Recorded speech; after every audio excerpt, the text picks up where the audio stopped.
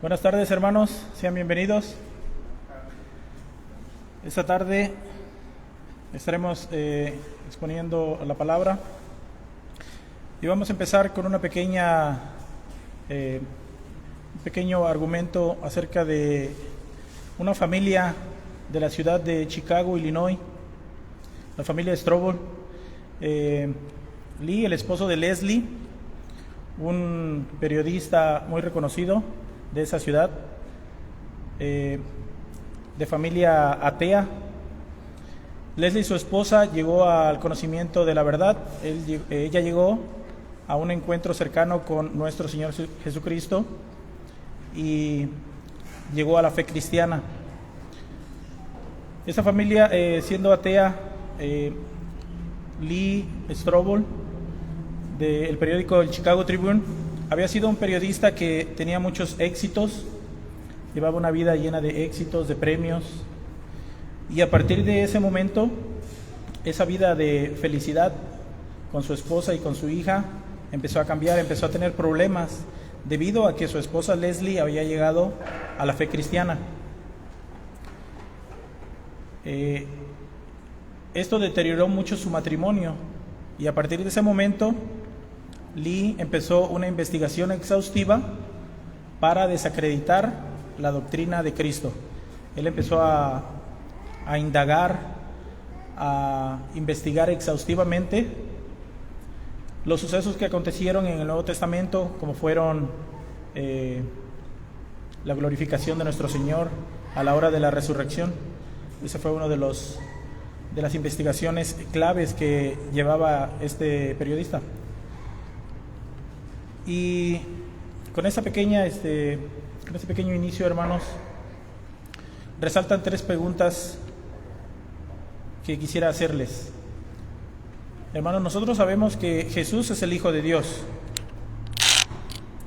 ¿Esto es algo que creemos y sentimos o es algo que sabemos?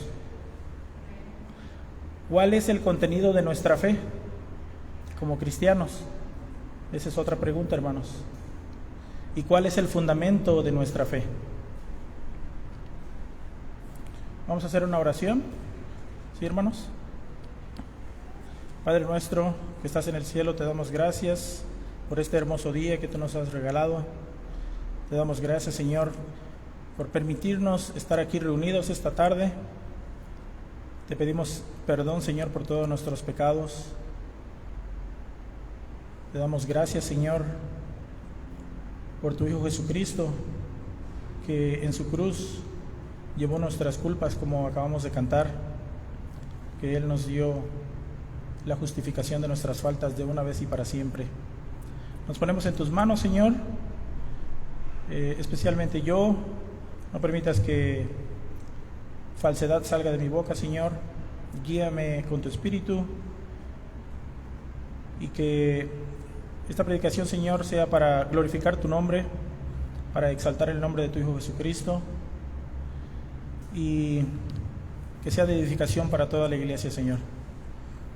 Abre nuestros corazones, prepara nuestro entendimiento, Señor, y que seas tú, Señor, quien nos guíe a través de tu palabra. Te rogamos esto, Señor, en el nombre amado de nuestro Señor Jesucristo, tu Hijo. Amén.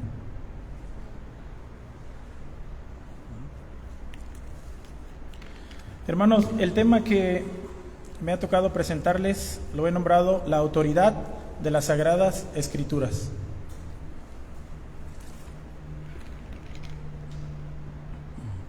La autoridad de las Sagradas Escrituras.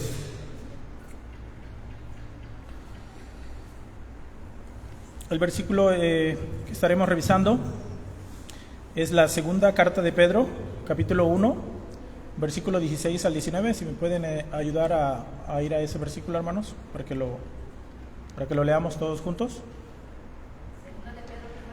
Segunda carta de Pedro, capítulo 1, versículos 16 al 19.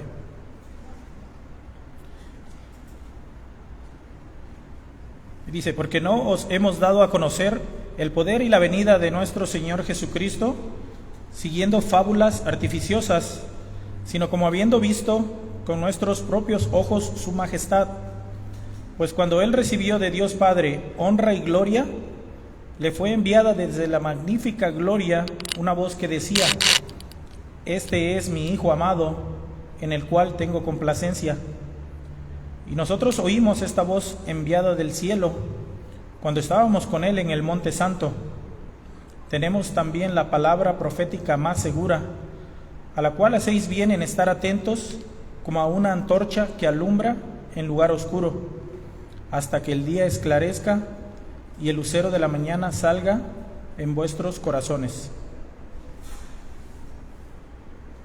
Amén. Bueno, primeramente hermanos, vamos a hacer un pequeño resumen acerca de quién fue el apóstol Pedro. Su nombre original era Simón, hijo de Jonás. Él fue hermano del apóstol Andrés.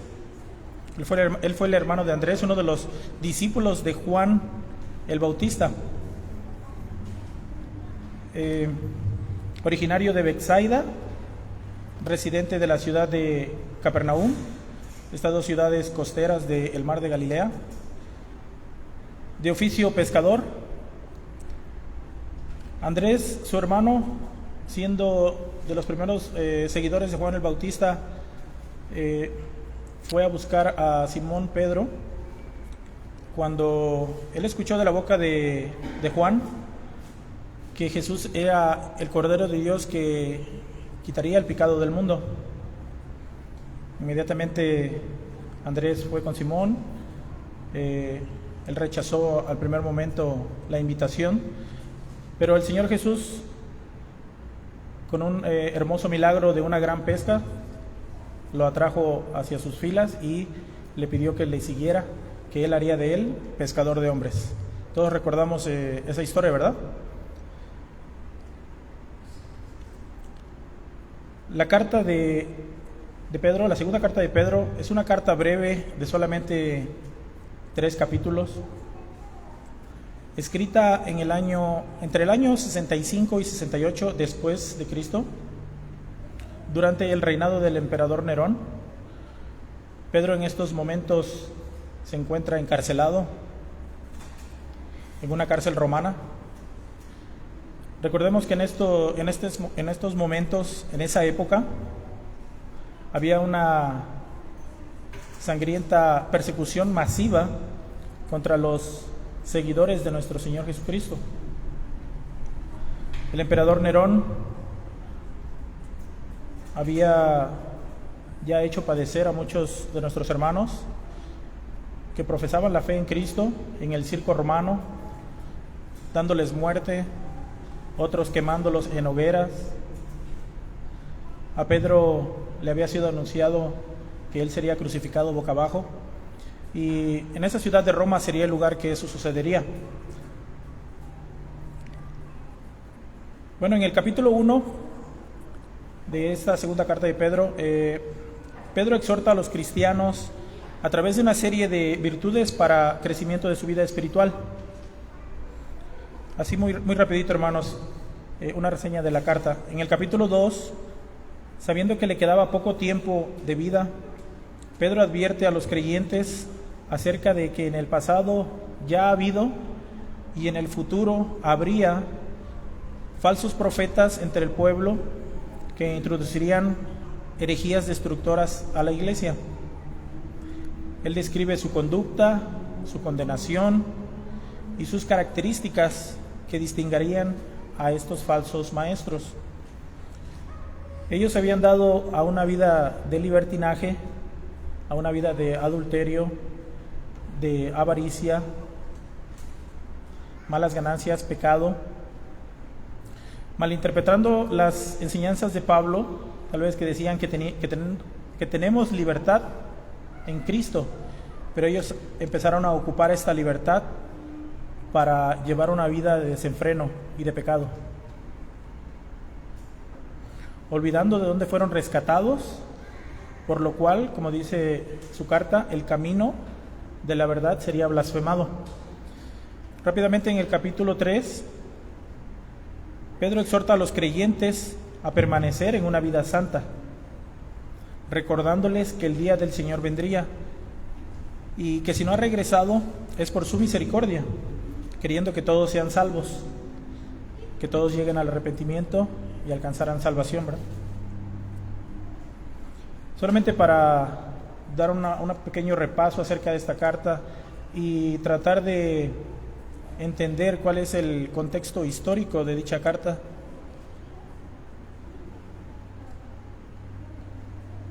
En esta carta Pedro hace mención de la palabra conocimiento muchas veces. En el capítulo 1 la menciona cerca de 7 veces. La palabra conocimiento. Y porque esta palabra ha sido repetida por Pedro, busqué cuál es el significado de conocimiento. La etimología de la palabra conocimiento viene del griego gnosis, y el significado es que el conocimiento es la acción y efecto de conocer. Bueno, prácticamente no nos dice mucho, ¿verdad? Pero a la vez esto es de adquirir información para comprender la realidad por medio de la razón, el entendimiento y la inteligencia. Se refiere, pues, a lo que resulta de un proceso de aprendizaje. Nosotros llevamos a cabo conocimientos diariamente desde nuestra niñez hasta nuestra vida adulta. Todos los días seguimos aprendiendo.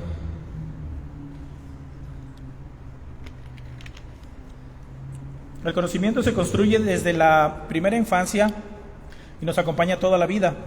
El proceso de desarrollo de la persona, y esto influye en su vida.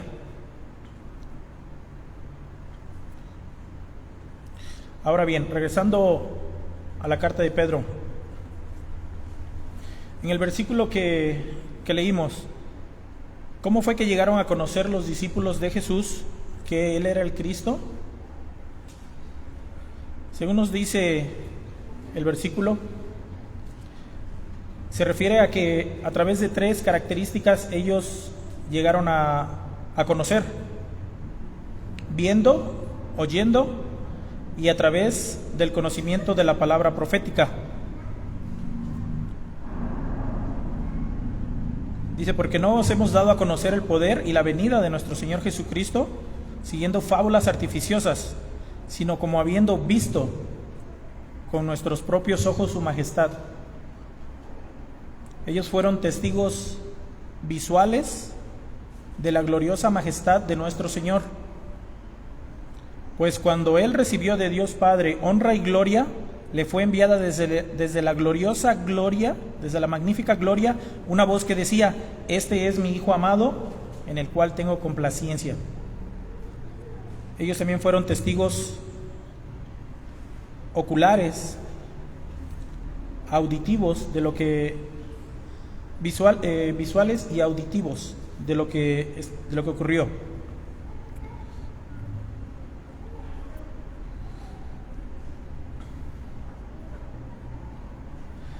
¿Y qué fue lo que nos fue dado a conocer? Específicamente a nuestro Señor Jesucristo. Podemos ir a Mateo 17, versículo 1, hermanos. Mateo 17. Vamos a recordar ese momento en los cuales Pedro está hablando. Mateo 17, del 1 al 4.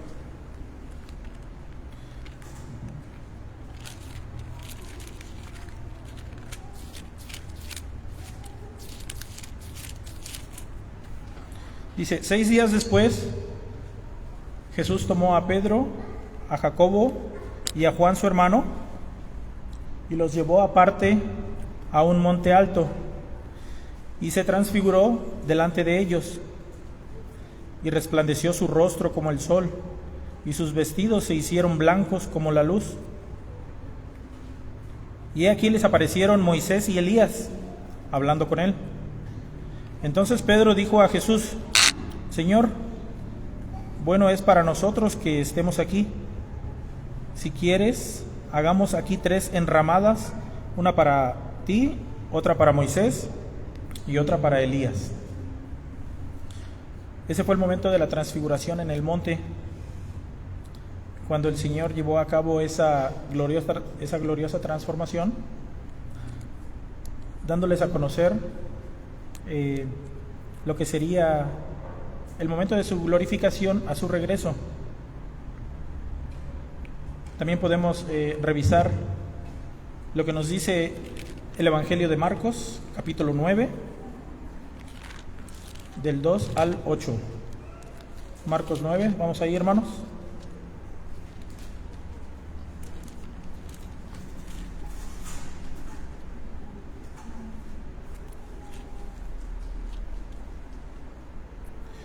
Dice: 6 días después, Jesús tomó a Pedro, a Jacobo y a Juan y los llevó aparte solos a un monte alto y se transfiguró delante de ellos. Y sus vestidos se volvieron resplandecientes, muy blancos como la nieve. Tanto, el Evangelio de Marcos nos da otra perspectiva de lo que estaba sucediendo en ese momento. Dice, dice muy blancos como la nieve, tanto que ningún lavador en la tierra los puede hacer tan blancos. Y les apareció Elías con Moisés, que hablaba con Jesús. Entonces Pedro dijo a Jesús: Maestro, bueno es para nosotros que estemos aquí, y hagamos 3 enramadas, una para ti, otra para Moisés y otra para Elías. Porque no sabía lo que hablaba, pues estaban espantados. Entonces vino una nube que les hizo sombra, y desde la nube una voz que decía: Este es mi Hijo amado, a él oíd. Y luego, cuando miraron, no vieron más a nadie consigo, sino a Jesús solo.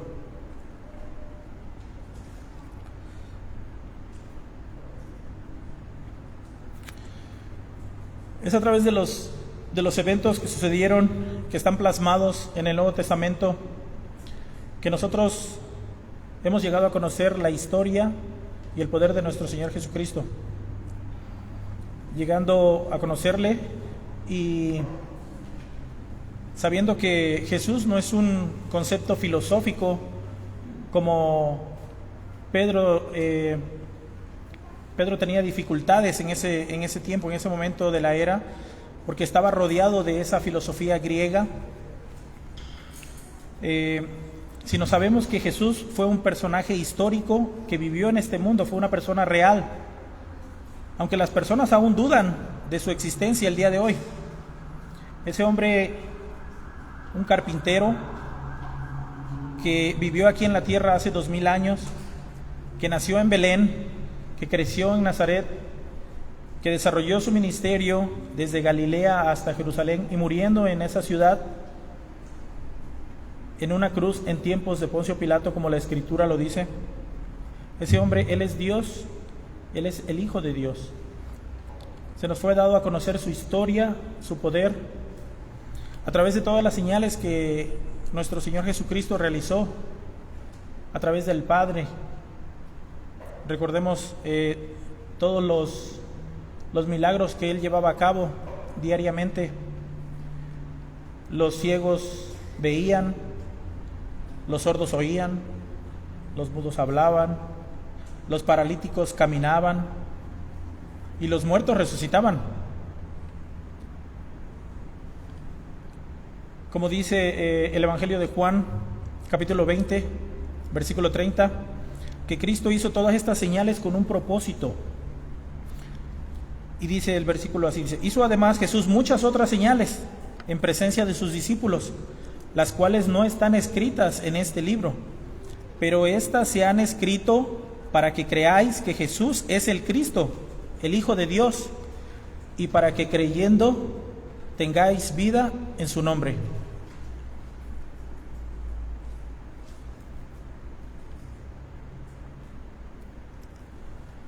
También en esta carta, en este versículo,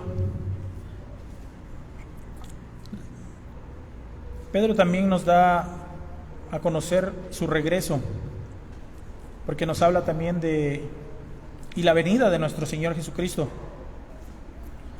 recordándole que ellos testificaron la venida del Señor y que el día de su regreso llegaría nuevamente. El día del Señor vendrá, les dice Pedro, inspirado por el Espíritu. Él no retarda su promesa, como según algunos la tienen por tardanza, sino que es paciente para con nosotros, no queriendo que ninguno perezca, sino que todos procedan al arrepentimiento. Como les dije hace rato, hermanos, que en estos momentos Pedro estaba siendo atacado, al igual que los otros discípulos, de que ellos habían inventado el regreso de nuestro Señor Jesucristo. Ellos se burlaban, eran burladores. Recordemos que ellos se habían dado a una vida de libertinaje, y lo que Pedro les está tratando de recordar es: el Señor vendrá. Ustedes dicen que ¿dónde está? Pero Él no es que retarde su promesa. Él es que Él está siendo misericordioso para con vosotros, para que procedan al arrepentimiento. Como dice Ezequiel 33:11, dice: el Señor no se deleita con la muerte del impío, sino que Él quiere que cambie de conducta y viva.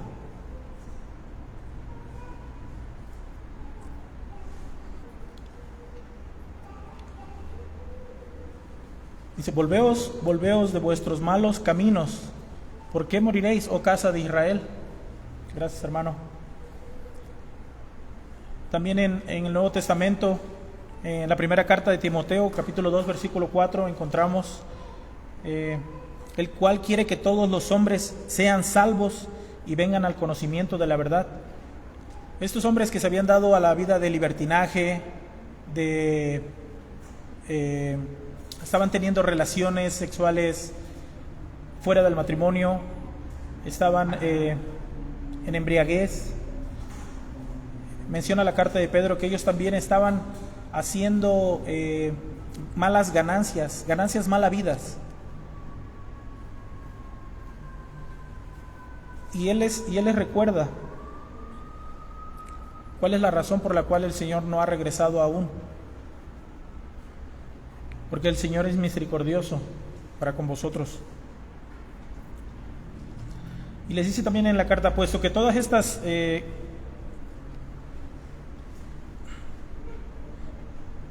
les dice también en la carta, recordándoles que el día del Señor llegará como un ladrón en la noche, en el cual los cielos pasarán con grande estruendo, y los elementos ardiendo serán deshechos, y la tierra y las obras que en ella hay serán quemadas.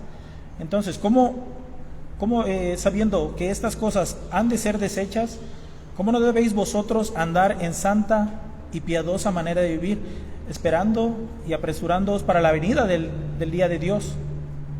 Y les repite: en el cual los cielos encendiéndose serán deshechos, y los elementos siendo quemados se fundirán, contrario a las enseñanzas de los falsos maestros que inducían a pecar. Como dice Sofonías 3:4, sus príncipes en medio de ella, hablando de la ciudad de Israel, son leones rugientes. Sus jueces, lobos nocturnos que no dejan hueso para la mañana.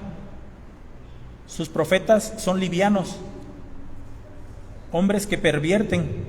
Sus sacerdotes contaminaron el santuario, falsearon la ley.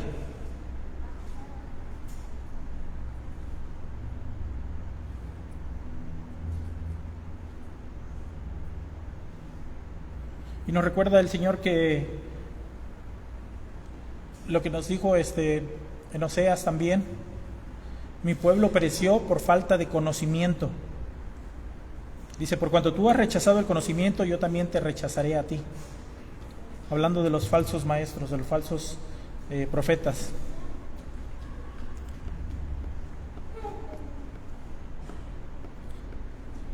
En el verso 19 de nuestro versículo a meditar, dice: tenemos también la palabra profética más segura, a la cual hacéis bien en estar atentos como a una antorcha que alumbra en lugar oscuro, hasta que el día esclarezca y el lucero de la mañana salga en vuestros corazones.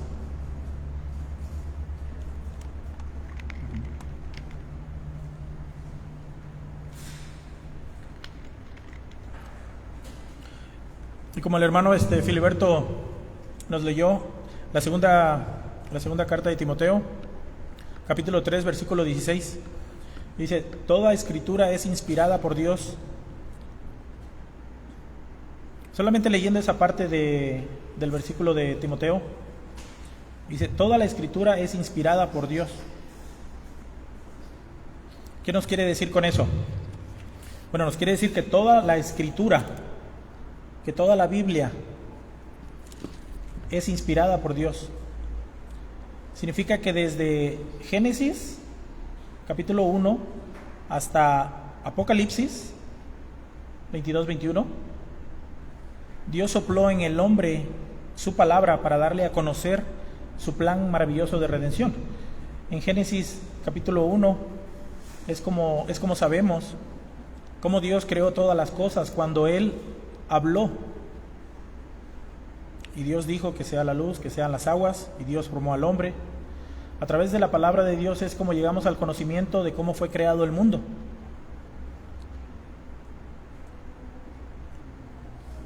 En el capítulo 2 de Génesis vemos cómo fue creado el hombre, el varón y la hembra los creó. Y en el capítulo 3 ya estamos teniendo conocimiento acerca de cómo el hombre falló. En esos 3 primeros capítulos es como hemos llegado a conocer cómo la historia de la humanidad tuvo un inicio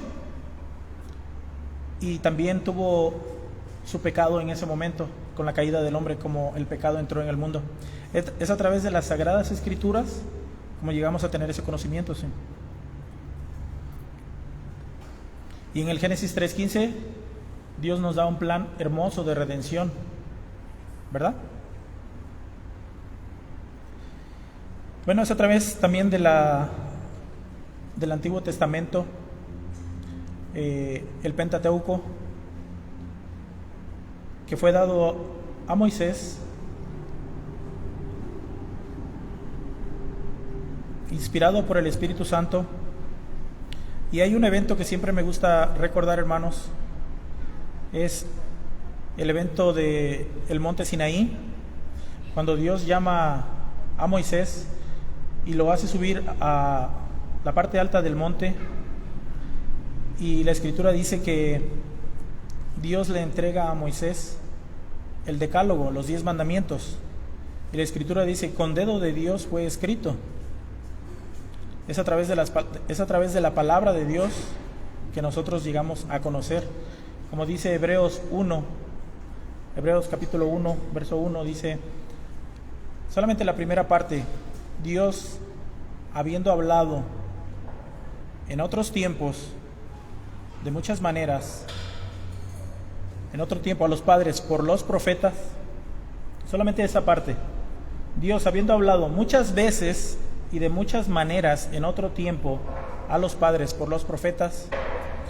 Es como sabemos que la Biblia es la palabra de Dios. Deuteronomio 4:2 nos dice: no agregues a la palabra que yo os mando, dice el Señor, ni quites de ella, para que cumplan los mandamientos del Señor vuestro Dios que yo os ordeno.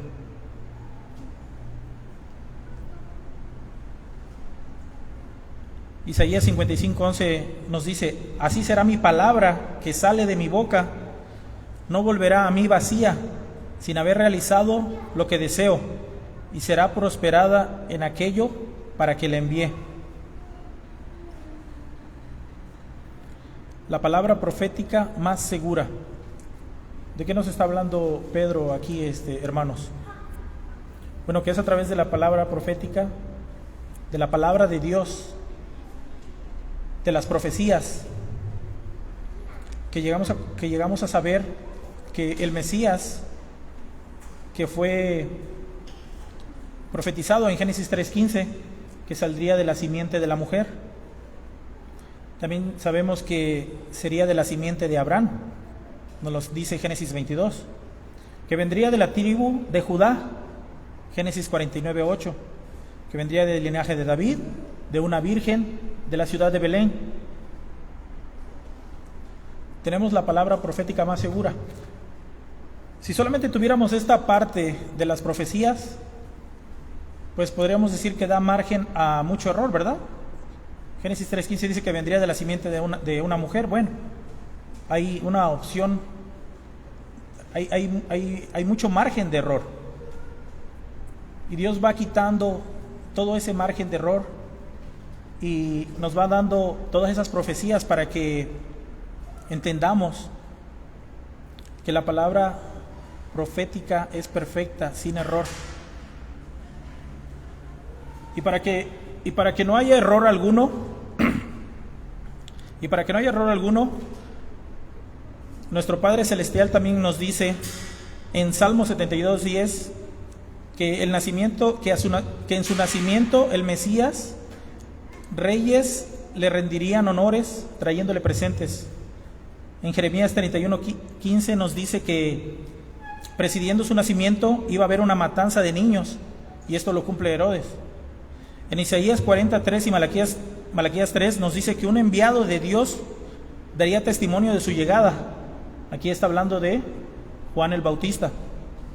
En Isaías 9:1 nos dice que su ministerio iniciaría en Galilea. En Isaías 35, del 5 al 6, nos dice que de los milagros que realizaría, los ojos de los ciegos serían abiertos, los oídos de los sordos se abrirían, los paralíticos caminarían, los mudos hablarían y los muertos resucitarían. En el Salmo 78:2 dice que hablaría en parábolas a las multitudes. En Zacarías 9:9 nos dice que entraría a Jerusalén montado en un burro. En el Salmo 118:22 nos dice que él sería rechazado por los judíos. En el Salmo 41:9 nos dice que él sería traicionado por uno de los suyos. En Zacarías 11:12 nos dice que sería vendido por 30 piezas de plata. En Zacarías 13:7 que sería abandonado por sus amigos en el momento de su muerte. En el Salmo 35:11 nos dice que sería acusado injustamente por falsos testigos. En Isaías 56 que sería golpeado y escupido. En el Salmo 22 nos dice que sería objeto de burlas. En el Salmo 22 nuevamente nos dice que sería traspasado de sus manos y sus pies. Ahí en ese momento se está profetizando la crucifixión a través de los romanos, siglos antes de que la crucifixión existiera. En Isaías 53:12 nos dice que sería muerto entre malhechores, y sabemos que él murió entre dos malhechores, ¿verdad? Isaías 53:12 también nos dice que él oraría al Padre en el momento de su muerte: perdónales porque no saben lo que hacen, porque él en ese momento estaba intercediendo por sus captores. Salmo 22:18 que se iban a repartir sus vestidos. En el Salmo 69:21 que en su sed le darían a beber vinagre.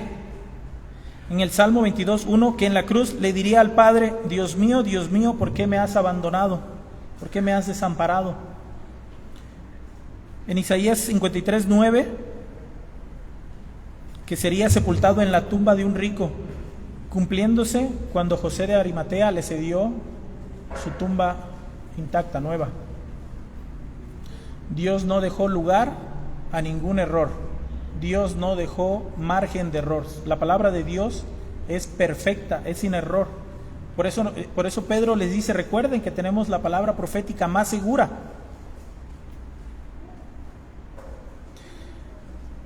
Por las profecías cumplidas, por todas las profecías cumplidas, sabemos que la Biblia es palabra de Dios, y es a través de las Sagradas Escrituras que creemos que Jesús es el Cristo, por la revelación de Dios. Entonces, aquí también entendemos que esto nos lleva a que existe una forma más de cómo podemos llegar a conocer. Recordemos que en su carta Pedro nos dice que podemos llegar a conocer a través de ver, oír y a través de la palabra profética más segura, ¿verdad? Ellos fueron testigos oculares y auditivos en el momento de la transfiguración, de la cual relata en esta carta. Y vamos al pasaje de 1 Corintios 2, del 9 al 11, hermanos. Cuando estén ahí me dicen.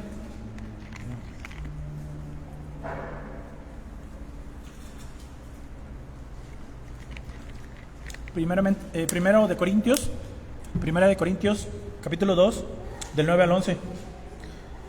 La tenemos ahí en la pantalla y dice: antes bien, como está escrito, cosas que ojo no vio, ni oído oyó, ni han subido en corazón de hombre, son las que Dios ha preparado para los que le aman. Pero Dios nos las reveló a nosotros por el Espíritu.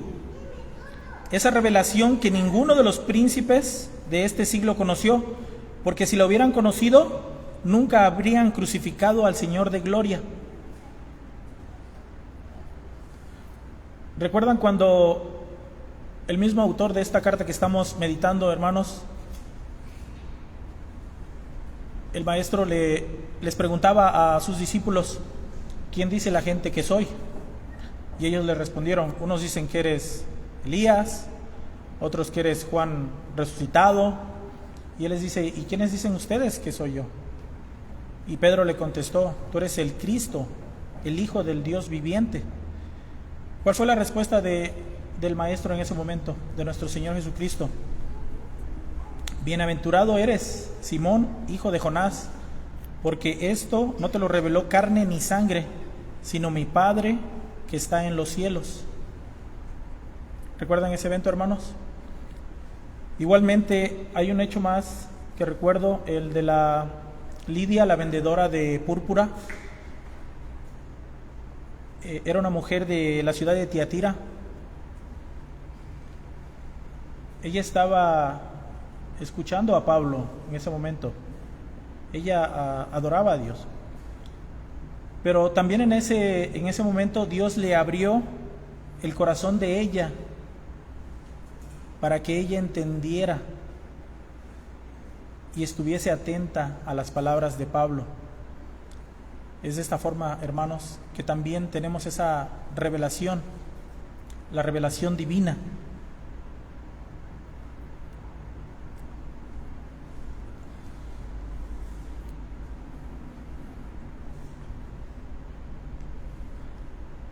Hermanos, ¿cuáles son los beneficios de darle a las Sagradas Escrituras la suprema autoridad? Pero en la carta de Pedro nos está dando estos beneficios, que es recordarnos a todos los oyentes el conocimiento que se nos ha dado a través de los profetas que hablaron de parte de Dios, y también a través de los discípulos de Jesús, testigos presenciales del poder de nuestro Señor Jesucristo.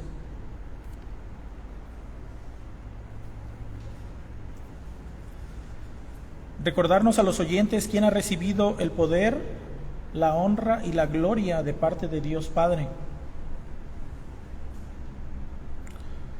Darnos a los oyentes las herramientas necesarias para estar preparados, para presentar defensa contra los falsos maestros. Esta carta que Pedro escribió inspirado por el Espíritu deja a sus oyentes de ese momento y a nosotros, como lo dice en su carta, que aún después de muerto él, esta carta nos sería útil también para nosotros. Nos deja un tesoro acerca de la autoridad y de la veracidad de las Sagradas Escrituras, que nos llevan a la fe en nuestro Señor Jesucristo.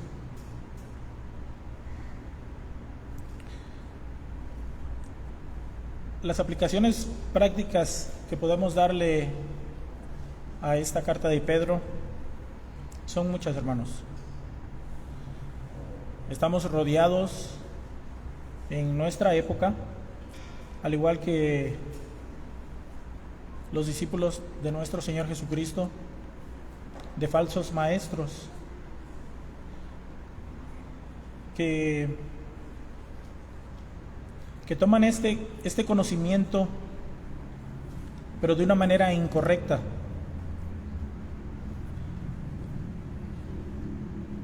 Ellos, a través de una sabiduría que sube de su corazón, como lo dice 1 Corintios 2, que sube de su corazón, erróneamente y ellos le dan un entendimiento totalmente transgiversado,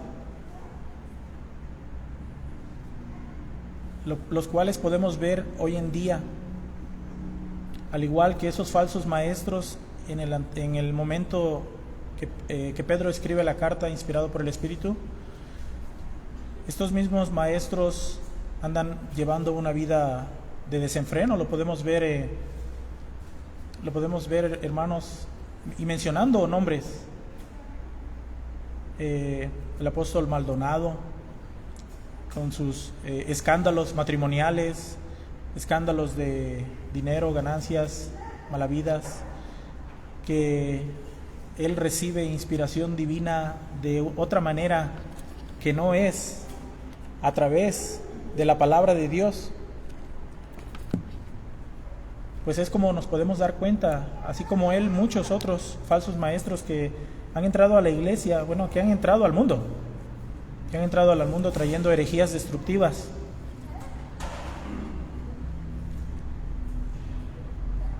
Y que tienen muchos seguidores.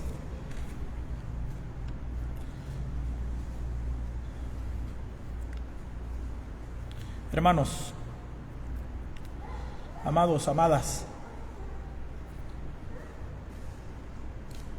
tengo una pregunta para cada uno de nosotros.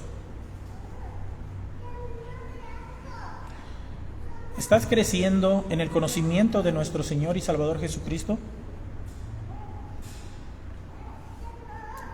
¿Estás poniendo tu confianza en la sabiduría de los hombres o está siendo la palabra de Dios la suprema autoridad en tu vida y los de tu casa cada día? Y una pregunta muy importante: ¿has llegado al conocimiento de que Jesucristo es el Hijo de Dios, el Mesías que vino a quitar el pecado del mundo y así obtener la vida eterna? Como dice Juan, capítulo 17, versículo 3, y esta es la vida eterna, que te conozcan a ti, Padre, y a tu Hijo a quien has enviado. Hermanos, amados, si no es así aún, pídele a Dios que te abra el entendimiento. Él es poderoso para obrar en tu vida hoy. Como dice el salmista, lámpara es a mis pies tu palabra y lumbrera a mi camino.